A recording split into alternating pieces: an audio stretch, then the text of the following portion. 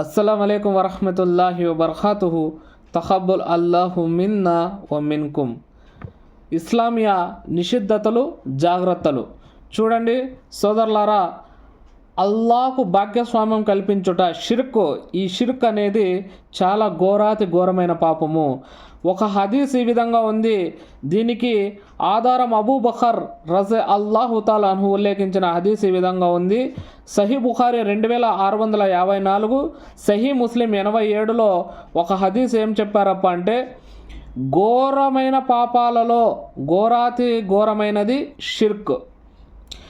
ఘోర పాపాల్లోనే అత్యంత ఘోరమైన పాపం ఏదో తెలుపనా అని ప్రవక్త సల్లల్లాహు అలైహి వసల్లం గారు 3 సార్లు ప్రశ్నించారు.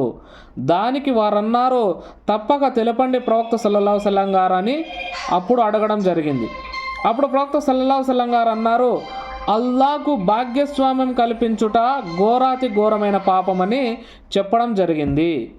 అల్లాహ్ షిర్కు తప్ప ఏ పాపాన్నైనా క్షమించగలడు. దానికి ప్రత్యేకమైన పశ్చాత్తాపంతో క్షమాభిక్ష కోరడం, తౌబా చేయడం తప్పనిసరి. అల్లాహ్ ఈ విధంగా ఆదేశించాడు. సూరా నిసా 48వ ఆయత్తు చూడండి. 4వ సూరా 48వ ఆయత్తులో అల్లాహ్ సుబ్హానహు వ తఆలా ఈ విధంగా అంటున్నాడు. ఏమని అంటే, తనకు భాగస్వామిగా మరొకరిని కల్పించటాన్ని, షిర్కును అల్లా ఏమాత్రము క్షమించడు. ఇది తప్ప ఆయన తను కోరిన వారి ఇతర పాపాలను క్షమిస్తాడు. సోదరులారా, షిర్కులో ఒక రకం పెద్ద షిర్కు, ఘోరమైన షిర్కు, షిర్క్ అక్బర్. ఇది ఇస్లాం నుండి బహిష్కరణకు కారణమవుతుంది. తౌబా చేయకుండా అదే స్థితిలో మరణించేవాడు నరకంలో ప్రవేశించి అందులో శాశ్వతంగా ఉంటాడు.